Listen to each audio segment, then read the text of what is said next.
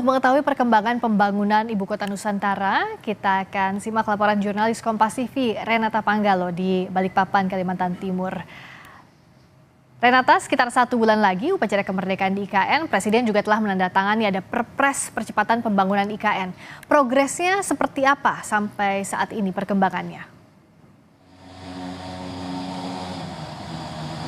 Iya, Friska dan juga saudara, tentu dua hal yang paling disoroti adalah infrastruktur terkait dengan ketersediaan air dan listrik, yang dimana ini menjadi dua indikator bagi Presiden Joko Widodo untuk kemudian siap berkantor di ibu kota negara yang baru, Nusantara. Memang Friska dan juga saudara, untuk sampai saat ini progresnya kalau untuk infrastruktur air misalnya ini memang masih dalam tahap pemantauan atau commissioning test, yang dimana saat ini sedang dilakukan commissioning test yang bertahap. Untuk tahap pertama sudah dilakukan di tanggal 10 Juli yang lalu dengan metode dry pumping, jadi belum dialirkan airnya pada saat itu, dan ini juga kemudian dilanjutkan dengan tahap 2 yang direncanakan akan berlangsung pada hari ini. Namun sampai saat ini kami belum mendapatkan konfirmasi terkait dengan kapan kemudian pemantauan itu atau commissioning test itu dilakukan.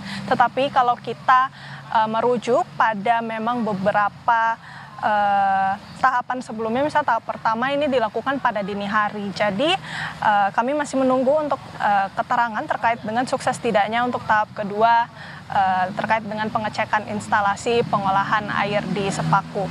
Nah, setelah itu nantinya pada tahap 3, Friska dan juga saudara, ini yang menarik juga karena nantinya Menteri PUPR sekaligus PLT Kepala Badan Otorita IKN, Basuki Hadi Mulyono, ini rencananya akan langsung meninjau bagaimana kemudian proses pemantauan air di IKN ini bisa terdistribusi dengan baik, tentunya dari instalasi yang sudah dipasang di Sepaku kemarin. Jadi memang masih ada tahapan-tahapan yang akan dilakukan oleh pihak otorita maupun juga dari Menteri PUPR. Selain itu juga Friska terkait dengan infrastruktur listrik. Sebenarnya kalau berdasarkan keterangan dari Menteri PUPR Basuki Hadi Mulyono, untuk infrastruktur listrik ini rampung di bulan Juli, yang dimana sudah ada pembangkit listrik tenaga surya juga, Friska dan juga saudara, yang dimana ini memiliki daya hingga 10 megawatt. Jadi memang masih perlu dilakukan penambahan lagi sekitar 40 megawatt ini, nantinya akan diusahakan begitu ya menjelang upacara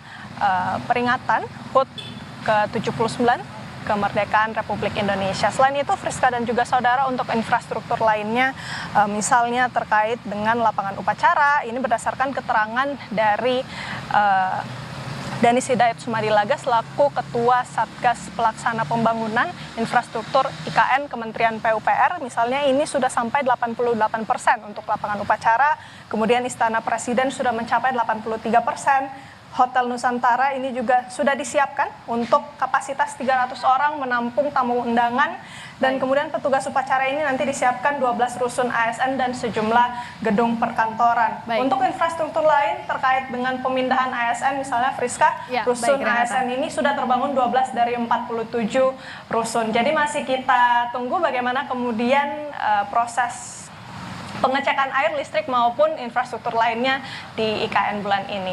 Friska. Pemerintah percaya diri jelang Agustus sudah siap persiapannya di IKN. Terima kasih Renata Panggalo.